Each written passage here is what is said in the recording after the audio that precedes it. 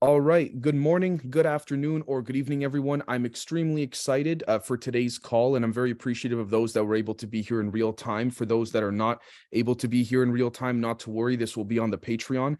And please know that as of the day this is being recorded, Saturday, April 29th, we plan to have another group call in the next 48 to 72 hours for those that couldn't make it today. More of a leisure discussion than a presentation, just to kind of let those that are, especially the new members, ask the questions they would like and think on what was presented after today. So today's episode we'll be using a little bit more of or extensively a sort of a virtual drawing board in this case.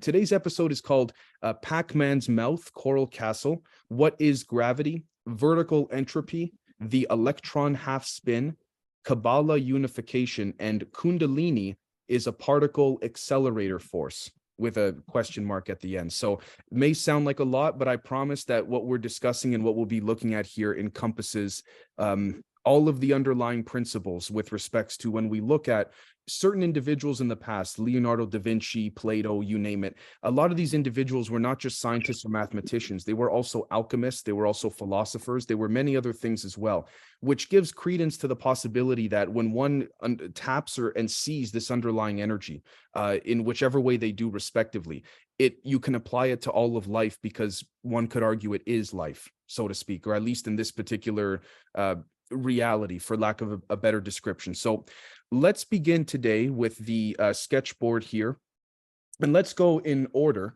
of what I mean in particular by we'll start with what gravity is, so to speak. And I know that's kind of like, whoa, what that's a bold thing to state. But let's really take it back to the fundamentals with respects to this idea of electromagnetism. And so what I mean by electromagnetism in particular is there's been this proposal in the past that if one could manipulate epsilon and mu, epsilon is electric permittivity and mu is magnetic permeability, which is not anything per se that you would need to note down, but you'll find that from a philosophical and archetypal perspective, you'll find that the electric permittivity of the ether or the vacuum is very much like the divine masculine, and the magnetic permeability is very much like the divine feminine.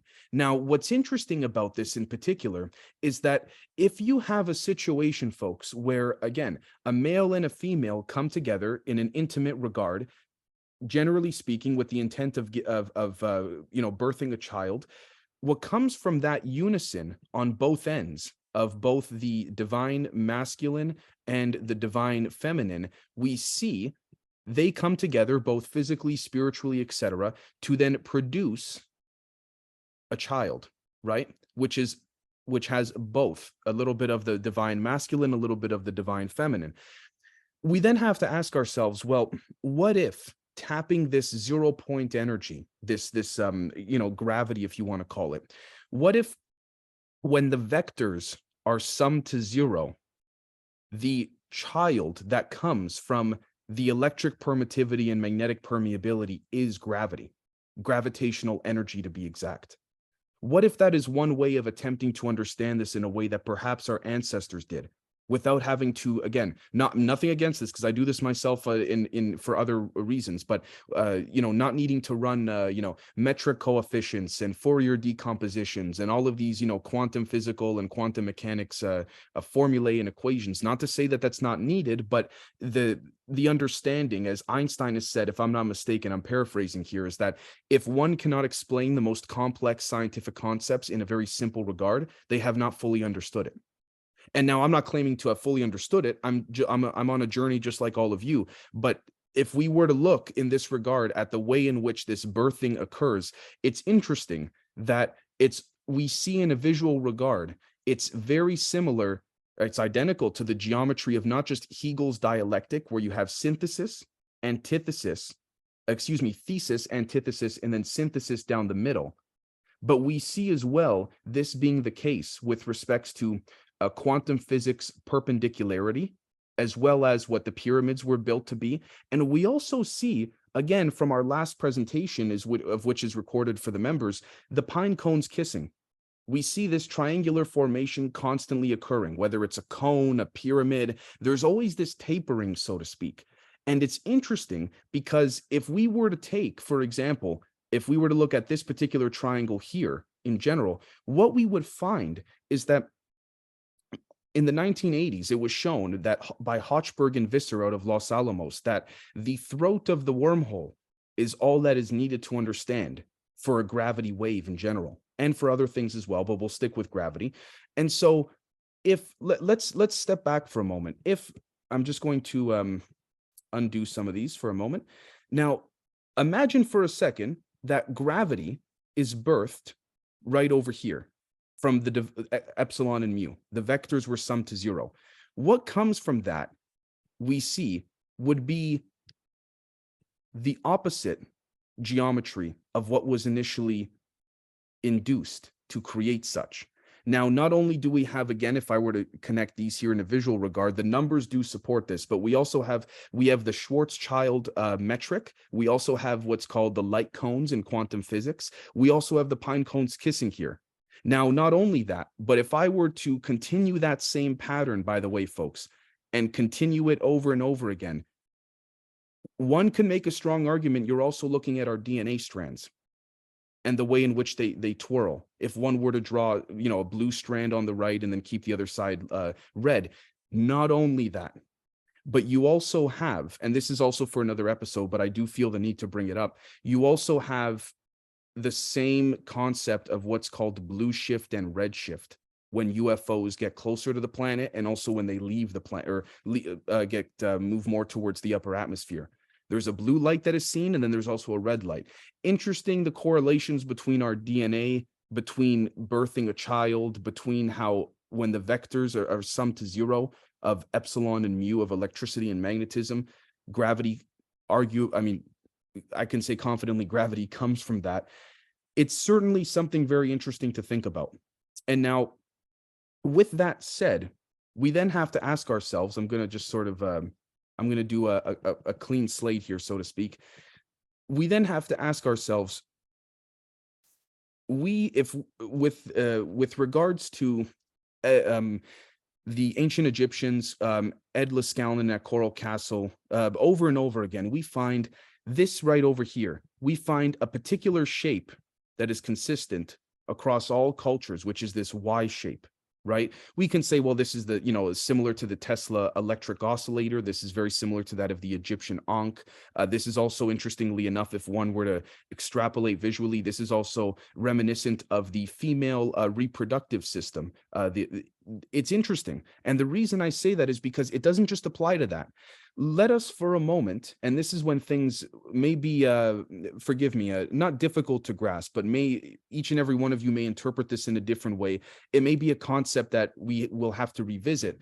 But we see, for example, that we currently live in a world where all of our systems, electrically, magnetically, you name it, cars, outlets, all of this reside in what's called a closed thermodynamic system, basically. Now, what's interesting about this is that how could we create a system where we can use this apparatus to pull energy from the ether or the vacuum? Well, officially, mainstream science will say that that's not the case, but I can tell you right now that, as in life in general, nothing's ever the case until it is. So let's just kind of put that aside. But the point here ultimately would be this: how would one open up a system that is closed from the rest of its environment, but still keep it running while it's pulling energy from the outside environment? Let's take what we just looked at with the divine masculine and the divine feminine. Here we will find that, interestingly enough, if we use the same geometry visuals that we did with respects to giving birth to a child, what ends up happening, very interestingly, is that you will see right over here a very interesting scenario, which is that when the divine masculine, divine feminine, electric permittivity, and magnetic permeability, the vectors are summed to zero, you're not tapping the zero that you're taught in school. There's a zero underneath that.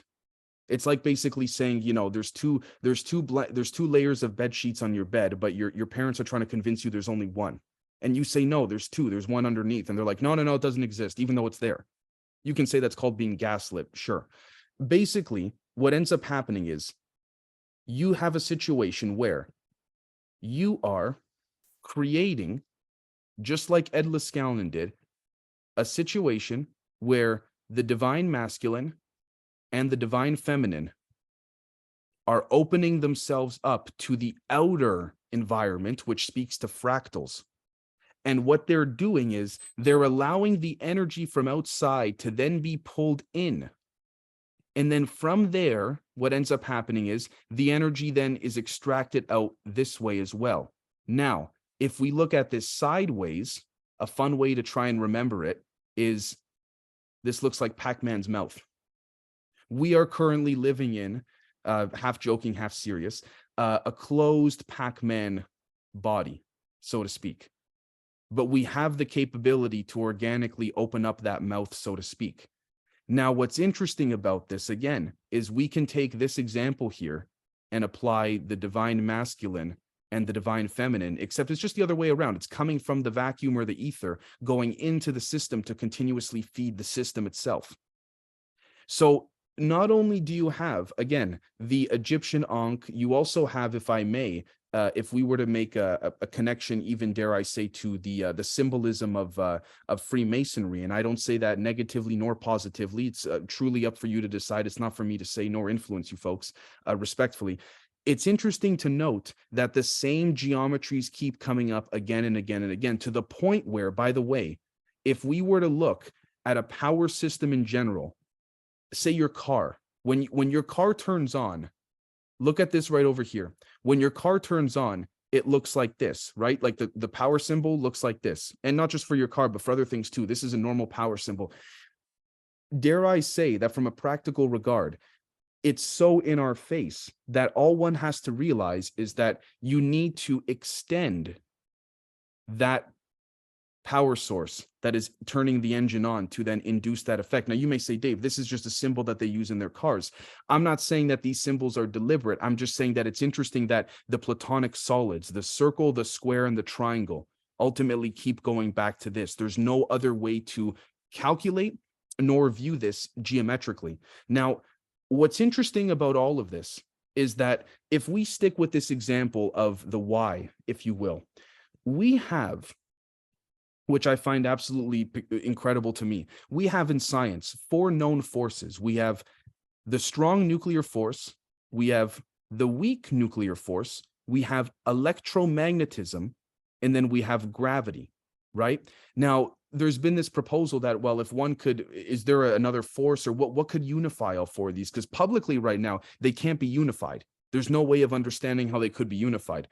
Is there, I very strongly believe there is in fact a 5th force that connects all of the other 4 and unifies the other 4. Now, this is where it gets interesting, folks. Why do I say that? Well, this is half of the Kabbalah, if we look at it geometrically. Okay, not only that, but what if for a moment we were to take this right over here and take the divine masculine and feminine sum to 0 concept? What you have here, now this is going to be very peculiar, at least to me it is. What you have here is the Egyptian Ankh that is emitting, just like fractals, just like Pythagoras' 2-to-1 ratio, from 1 comes 2. But let me take it one step further for you folks. Is this, you see this setup right here where my mouse is, this 5th unifying force that connects the other 4 respectively? Is this not very similar to the double slit experiment? When they basically have to when they essentially take a sorry, give me 1 second here, folks. Just want to make sure that there we go, everyone's muted. Thank you. This is identical to the double slit experiment, where you are taking a laser beam and you are splitting the beam itself. And so what's interesting about this is also, if we were to take that concept, whether it's the double slit experiment, you can call it that, you can call it the Egyptian Ankh, you can call it whatever you like, and we were to take another one here and make the connection like this, what you have in the center is you are looking at right here a few different things. You are looking at, in quantum physics today, what is called the Aronoff-Bohm effect, but you are also looking at, by the way, folks, you're also looking at what is called the, in ancient Egypt, the Eye of Ra and Horus. Because what you're seeing here is over and you're also looking at a visualization of the tuning forks. The geometries are all intertwined to an extremely strong degree.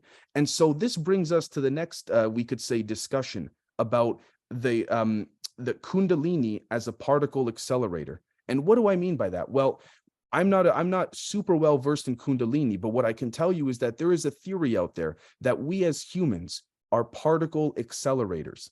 And so what that means essentially is, say, for example, you take an electron and you put it on a rubber belt or an elastic band, and you start to spin or find a way, like use a cyclotron to spin that electron over and over on that band.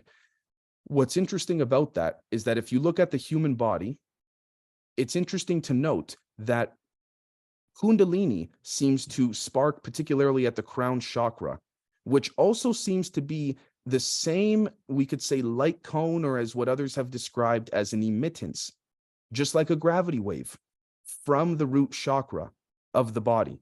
And so what's happening is when Newton said force equals mass times acceleration, he was not wrong, in my opinion. What you're doing there is you are sparking a charge through the body proportional to the resonant frequency your internal organs are accelerating at, or resonating at, excuse me. And they say there's only 2 strands to the DNA. I would certainly say there's a third one right down the center, which also speaks to the Z-axis. For those that are familiar, we'll get into that in another presentation. But we see that same concept of the energy needing time to resonate, build up, and then explode via implosion in this regard. And here's what I'm going to do. I'm going to take it even one step further, which is let's take a look, for example, at the human brain or the human mind from a bird's eye view, from the top view. We see, for example, that there are 2 hemispheres of the brain, right? Now, it's been shown that if one removes the human skull, the pineal gland is in a sort of spiral type sense and looks visually like this. Here's what's equally as interesting, folks. If you were to just very simply connect the 2, and this can all be substantiated mathematically and scientifically, if you were to connect the 2, what ends up happening is you are not just looking at the human head from above, you are looking at, again, the thesis, antithesis, and then synthesis, but you're also looking at what the Earth looks like with the Schumann resonance at the center of the planet. We know this because if we look at, for example, certain individuals from the late 1990s that attempted to bring out these gravity applications, they talked about how it harnesses the Schumann resonance, which has been known to be the heartbeat of the planet. And so we then have to ask ourselves, is the heart, okay, basically, let's put it this way. What if the planet itself, putting the inner Earth proposal aside just for a moment, what if the Schumann resonance, as what, some of what the Third Reich had called the inner sun, I believe, if I'm not mistaken, what if this is what the Schumann resonance emits, and this is the Earth's heartbeat, and these plasma tethers run through the planet up to the surface, and each one of us have our own unique tether, which would explain why astronauts need to take little boxes with them when they go into space that emit the Schumann resonance. Because you cannot be away from the larger, dare I say, heartbeat or parent of yours, for lack of a better description.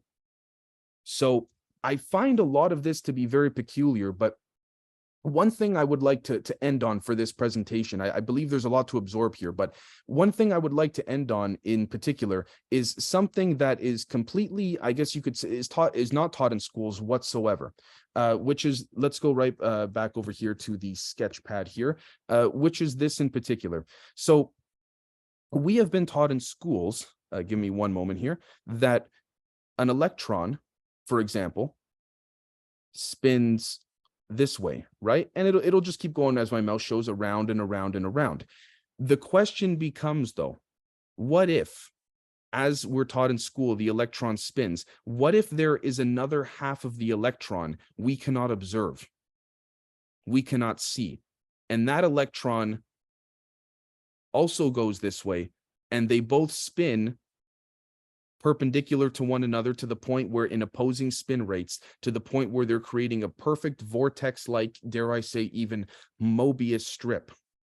And what's interesting about all of that is if we were to just connect the two very simply, it's not a perfect circle, forgive me, and then draw a line down the center to signify the half integer spins, you're not only describing what's been called the Pauli exclusion principle, which also speaks to the idea of what Richard Feynman proposed, which is that a positron is just an electron going backwards in time. But from the perspective of the positron, it's going forward, and the rest of its external environment is moving backwards. And for those that would like a practical example of that, the film Tenet would be an ideal film to demonstrate that. Because there's no right or wrong. It's what you, as a sovereign being and spirit, are experiencing that can then be scaled up to a nuts and bolts version to then build and develop. And so it's interesting to see that this may in fact be the case. Not only that, by the way, we see in ancient, in Baltic and Slavic regions, we see as well this particular symbol, just a circle there, and even in Norse mythology with a line right down the center.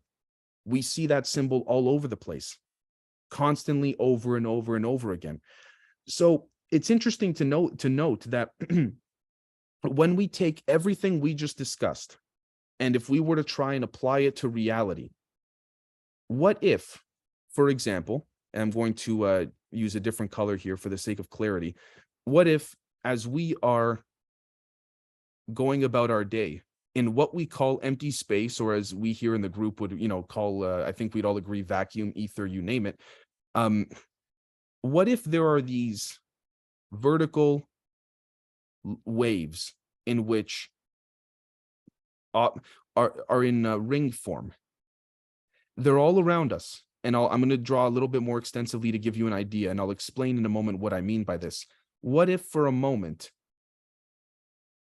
you, for example, blinking, you picking up your phone, you watching a film, every little task has a start and end point, but there's no necessarily beginning or end at the same time. It's a little bit trippy, I know. But now imagine, say, for example, this here, where I color in this ring. This is you completing a task, say, picking up your phone. And then the next point is, say, you standing up from your couch. And then the next point is you, say, for example, heading into your car to go watch a movie with friends. And now this is interesting because this also gives rise to the idea of what's been called the Z plane or the Z axis, whether it's in our DNA or whether it's in mathematics, which is basically that in our, excuse me, let me do this here. Normally we have X and Y. But what if when the vectors are summed to 0, when the divine masculine and the divine feminine come together, there is a, forgive me because I can't, there's one that goes completely vertical and up. And that's your Z plane. And that would also explain the pine cones kissing. It would also explain many things, to be honest with you. But ultimately, what if that's the case, not only with propulsion and things like this, but also with, say, for example, just give me one moment here.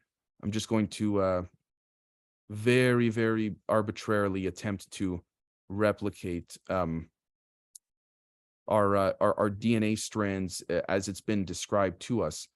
Again, we're told there's 2. What if, in fact, there's a third one? And that same third one is also what allows for the Kundalini charge to occur. Now, some of you may be saying, well, Dave, this is all fine and dandy, but how could this be applied practically? I would very kindly encourage you folks, for those looking to build an experiment, I would encourage you folks to take everything that's been shown and presented here in an attempt to practically induce that in your own, whether physical experiments, thought experiments, et cetera, et cetera.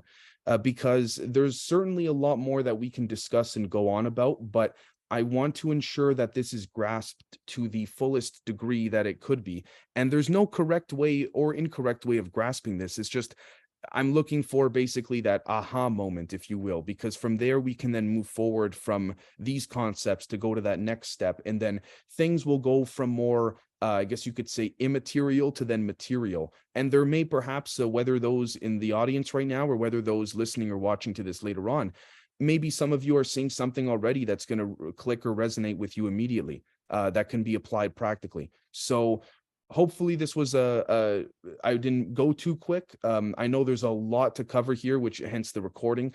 And there truly is, I mean, a proposal or a theory that this z-axis, this center, this third strand of your DNA, these vertical waves that exist in the ether all around us, may in fact be the missing key that connects intuition, spirituality, heuristic thinking, stochastic thinking, and merges the world, like Dr. Sal Paez said, of the very large with the world of the very small, the grand world, the macro world with the quantum or micro world. So this would certainly bring a lot of that full circle, for lack of a better definition. No pun intended either. So that's about it for today's presentation. I'm going to stop the recording, and then I'm going to we'll continue on with some open discussion for those that are interested. So thank you very much, and we'll catch all of you very, very soon. Thank you.